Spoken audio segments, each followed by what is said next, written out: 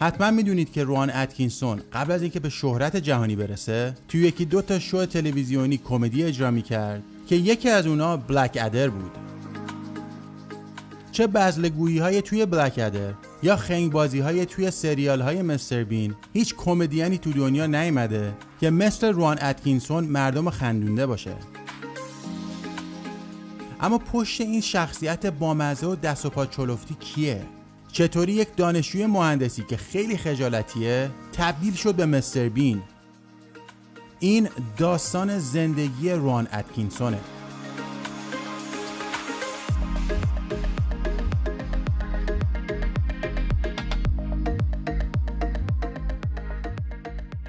روان سباستیان اتکینسون در 6 ژانویه 1955 در شهر کوچیک کانسنت در ناحیه دورام انگلستان به دنیا میاد.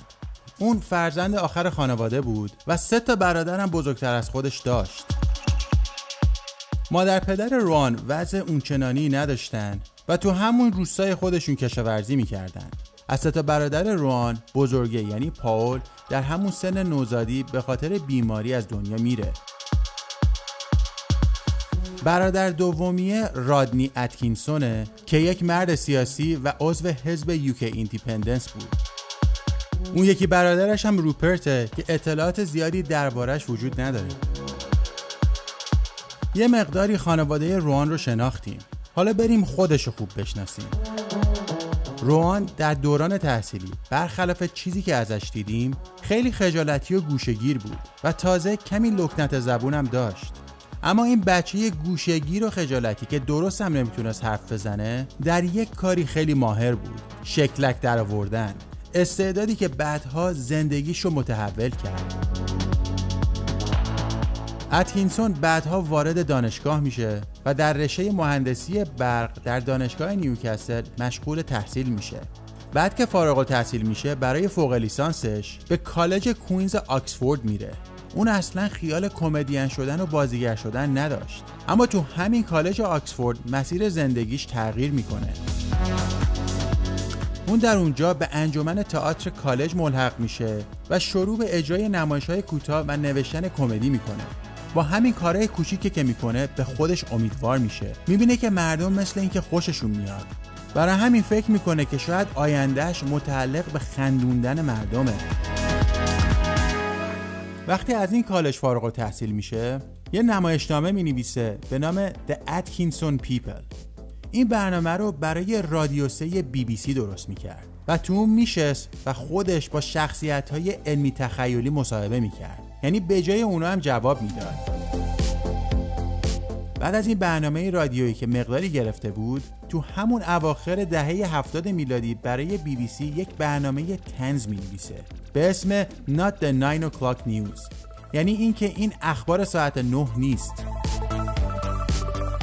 این طنزی که نوشته بود و شکلک هایی که تو بازی شخصیت های اون در می آورد باعث شد روان اتکینسون نه تنها در بریتانیا بلکه در اروپا هم معروف بشه. وقتی به دهه 80 میرسیم، اون با سریال بلک ادر به اوج میرسه. هر فصل این سریال در یک دوره متفاوت تاریخی اتفاق میافتاد و خودش نقش شخصیت طعنه‌زن و زیرک ادمند بلک ادر رو بازی میکرد.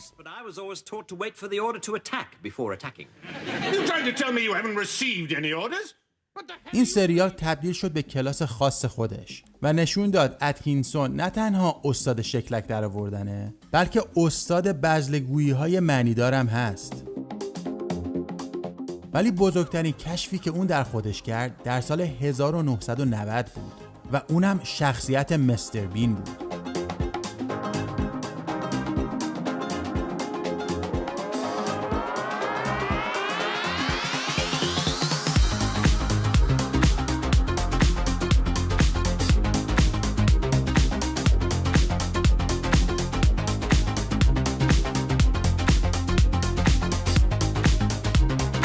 الهام گرفتن از اسطوره‌های سینمای صامت مثل چارلی چاپلین باعث شد که مستر بین یک شخصیت کودکانه، دست و پا چلفتی و تقریباً بی‌کلام باشه. بعد از این شخصیتی که به خودش گرفت چی شد؟ مستر بین تو دنیا ترکوند، چون اون بیشتر بازیاش تقریبا بدون کلام بود، برای همین تمام مردم دنیا میفهمیدنش. و جالبه بدونید که این برنامه در 190 کشور دنیا پخش میشه. بعد از این اتکینسون به یکی از شناخته شده ترین کمدین های دنیا تبدیل شد. بعد از این سریال دیگه راه برای مستر بین باز شد. دیگه از این به بعد هر فیلم یا سریالی که بازی میکرد تو دنیا میترکوند، مثل فیلم های بین و تعطیلات مستر بین و همچنین 3 تا فیلم جانی انگلیش که توی اونها مثلا ادای جیمز باند رو در می آورد.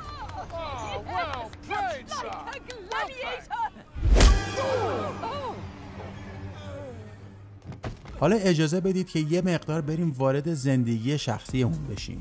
اون یه آدم توداریه و زیاد بروز نمیده که چجوری هست، اما یه چیزیشو همه میدونن و اونم عشق ماشینه. اون یه ماشینباز تموم عیاره. یه راننده حرفه‌ای هم هست. اگه دیده باشید تو برنامه تاپ گیر یا تخت گاز هم حضور داشته. اون مالک یکی از کمیاب‌ترین ماشین‌های دنیا هم بوده، مکلارن F1، که به احتمال زیاد ویدیوی کوتاهش رو تو پارس جی تی تماشا کردید. روان اتکینسون در فوریه 1990 با گریمور خودش تو استودیوی فیلمبرداری BBC ازدواج میکنه با این خانوم سونترا ساسری. اونها تا سال 2014 در روستای ایپتورپ انگلستان زندگی میکردن و صاحب 2 تا فرزندم شده بودن.